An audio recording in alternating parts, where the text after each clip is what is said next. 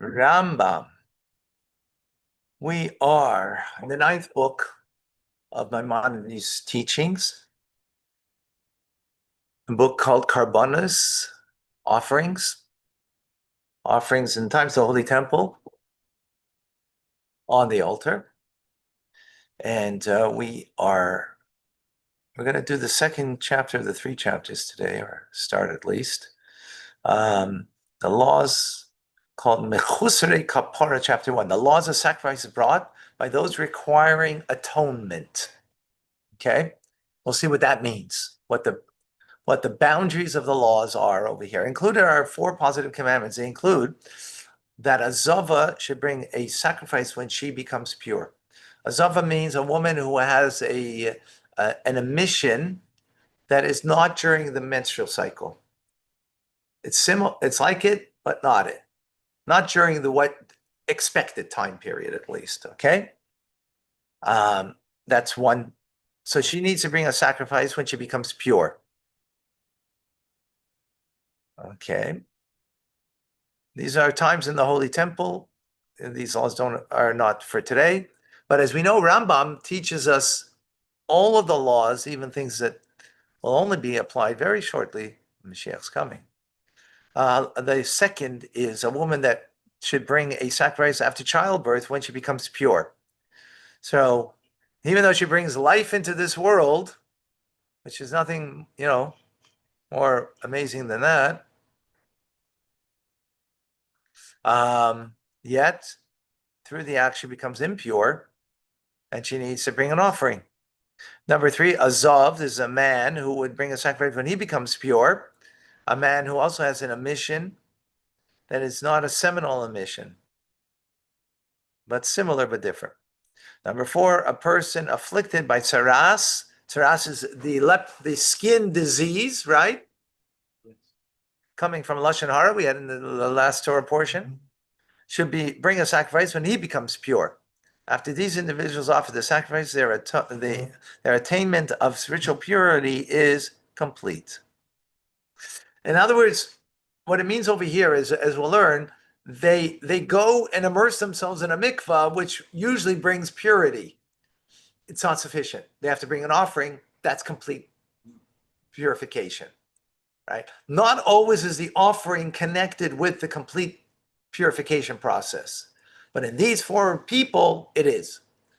Zava, woman, Zav, the man, the woman who gives birth, and the one who has the skin disease, right, tsaras.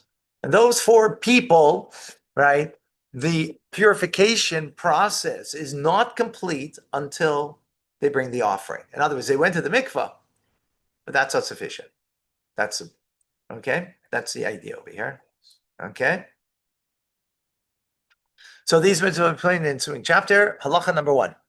These are 4 individuals who are referred to as requiring atonement. A zava, that's the woman, right? A woman after childbirth, second one. A zav, the man. And a person afflicted by tsaras, that's man or a woman. Okay? Why are they referred to as requiring atonement? Right?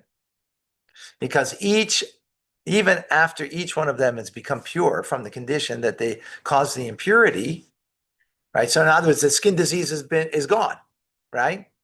The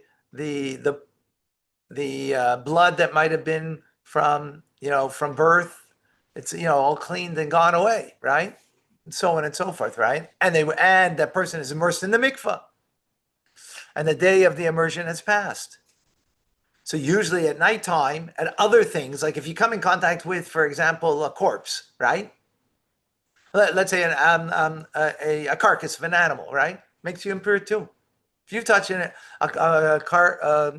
carcass of an animal, you become impure. You have to go to the mikvah, and that night you're pure. You don't have to bring an offering, right? Now there might be other times. Actually, I'm not certain if other times you have to bring an offering. I'd have to. Well, we'll see maybe, but you become pure. You're pure, and there's nothing left. You're not lacking anything. Here, the person went to the mikvah. The nighttime came, so they're pure. No, they're lacking bringing the offering, because that offering won't be able to be brought that night, because you don't bring offerings at night. It'll be only the next morning, right? Or whenever, right? So they're still lacking. And therefore there's certain things they can't do because of their lacking the full cleansing. The person's status is still lacking. His attainment of purity is not complete to the extent that he may partake of sacrificial foods until he brings the sacrifice required of him. So this is what the person can't do, is eat sacrificial foods, right? So like second tithes, right, that you bring to Jerusalem, you wouldn't be able to eat it yet, right? The sin offering that the Kohen would eat. Let's say there's a Kohen, right, that had tzaras, right? So they wouldn't be able to eat from the sacrificial animal of the food for the sin offering, for example, right?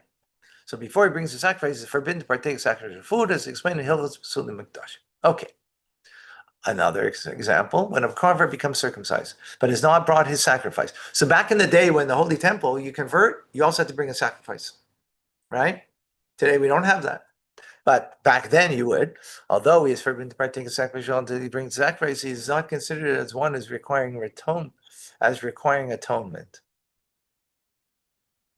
It is merely that the failing to bring sacrifice prevents him from being complete convert and being full-fledged member of the Jewish people. So you have to bring to be full-fledged. So that's why he can't partake of sacrificial food, right? Because till he brings the offering, he's not full-fledged. You needed to become full-fledged. A man had to circumcise, right? A woman doesn't, right? You have to go to the mikvah, right? I mean, all the prep. I'm not talking about the prep. Obviously, there's prep to that, right? But all that is, we're doing the second chapter from today. The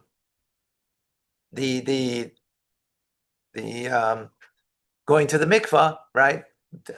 Kabbalah's mitzvah, taking upon yourself all the mitzvahs of the Jewish people, and so on and so forth, right?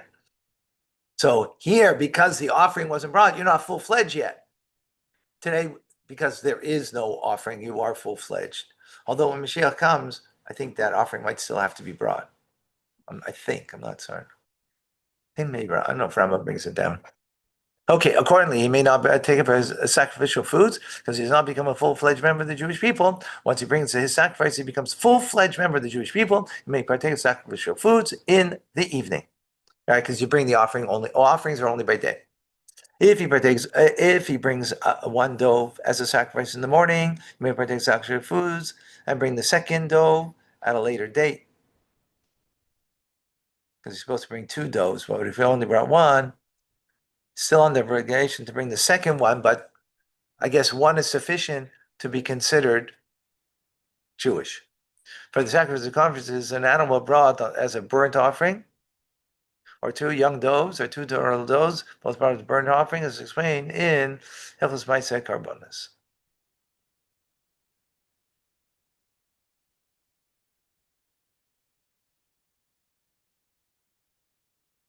One dove is not a young dove, maybe. Is that why? Okay.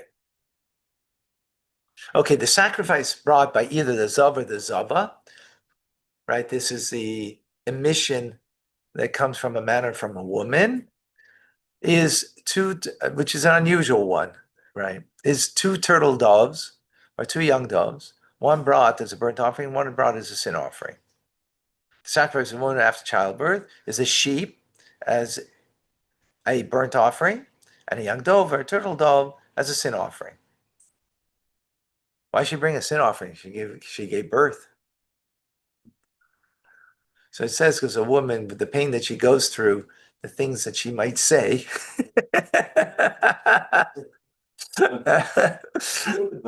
Huh? I'm wondering what you have said. I'm never doing this again. Right, in that moment, after. Annulling oaths also vows. Huh? Annulling vows. I'm never doing this again. Yeah. Yeah.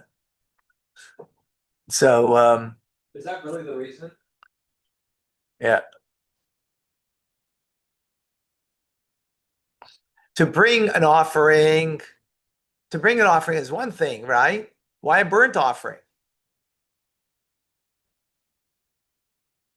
to bring an offering, in other words, an offering that because you became impure, well, there was blood and that and so on, that's regular would bring, you bring isn't a state of impurity, right? But why a sin offering? That's The sacrifice of a person afflicted by tsaras is 3 sheep, 1 brought as a burnt offering, 1 is a guilt offering, and 1 you as a sin offering, right? What's the sin? Because this is because of lashon hara, right? So there's a sin offering you bring. If he does not have the means, he may bring 2 doves, 1 as a burnt offering, 1 as a sin offering, and a sheep as a guilt offering. Okay.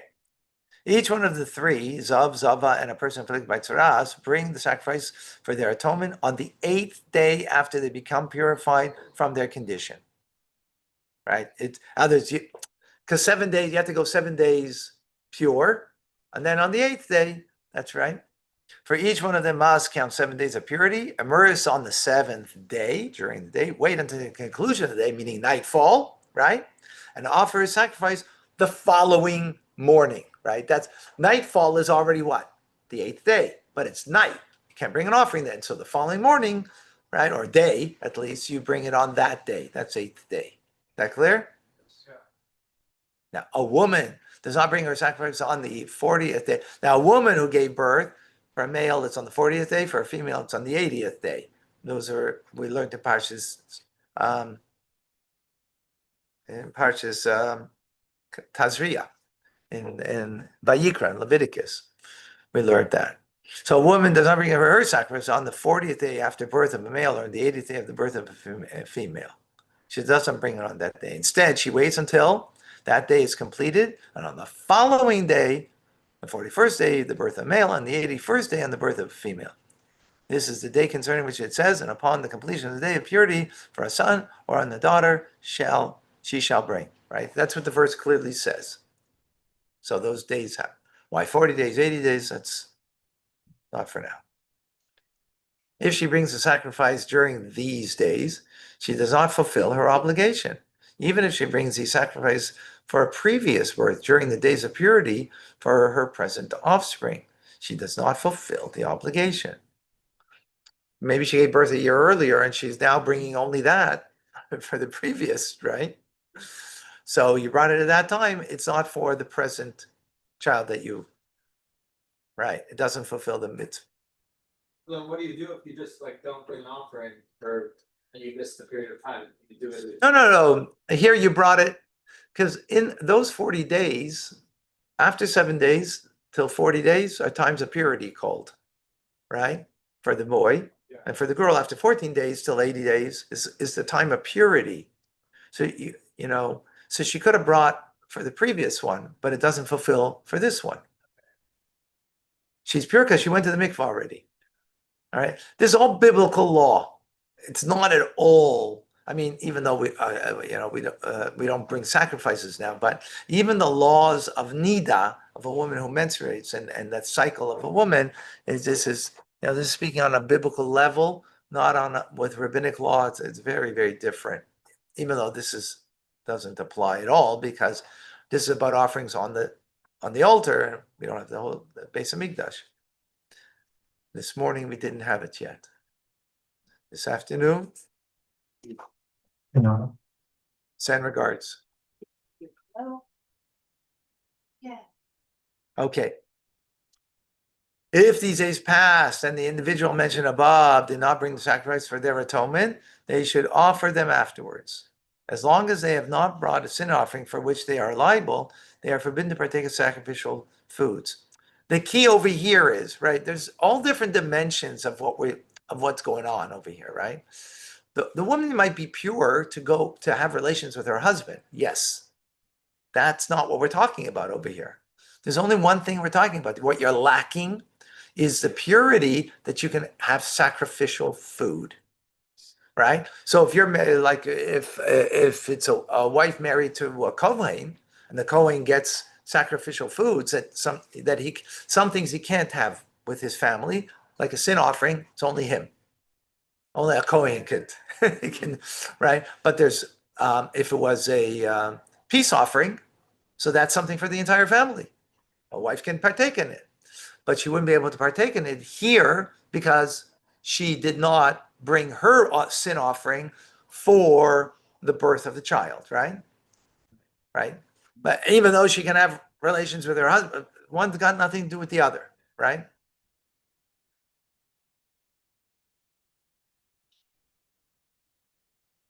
Right, failure to bring the burnt offering or guilt offering by conscience does not prevent them from doing so.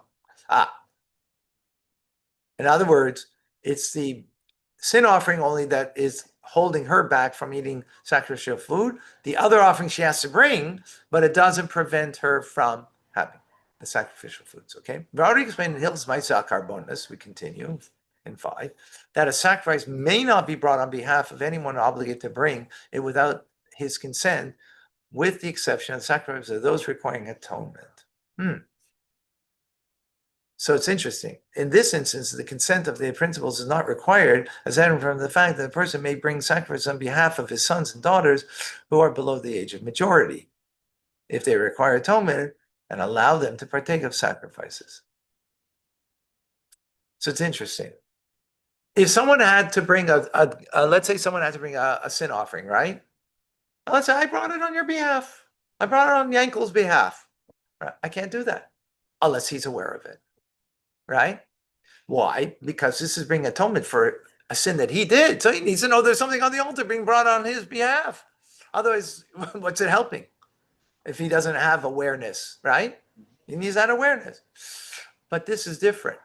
This you could bring on behalf of somebody who is lacking. Because what is this doing? What is this allowing? What's it allowing? To partake only in the sacrificial food. So it's not an atonement. It's not bringing it means a further holiness that I need to have so I can partake in this, but it's not bringing atonement for a sin, right? So therefore, someone can bring it on my behalf, right? That will now allow me, right? In other words, so let's say the husband brings on behalf. He didn't even tell his wife.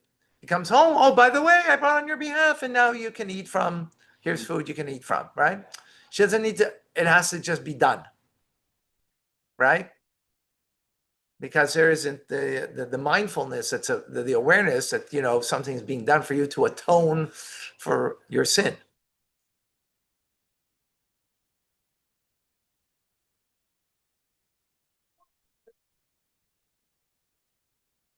Even though there was some sin here,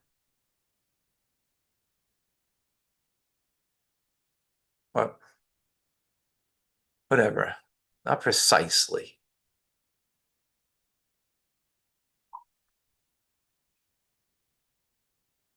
There was no real sin done here, by the way. And these 4 people, right? They didn't do anything. A woman gave birth, right? I mean, maybe she said something, but right? The Zav and Zava, it's an omission. It's it's accidentally, not willful, right? Tsaras. The tsaras is not the sin. It's the lashon hara is only a cause, right? But the tsaras is tsaras, right? Separate. You can't. As opposed to a sin offering, if you accidentally on Shabbos plow, mowed your lawn. Oh, I forgot of Shabbos. That's a sin. Inadvertent, but a sin, right? That you need to be aware of, that you're being offered a chatas, a sin offering, on the altar. What if you accidentally turned on the light? The same thing. Same thing?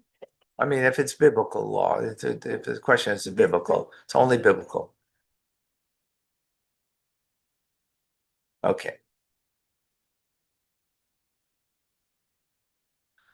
Okay, I would love to continue because I'm enjoying this. but that's it for now. Reminder, 6:30 tonight. Yes. Also, it's finished.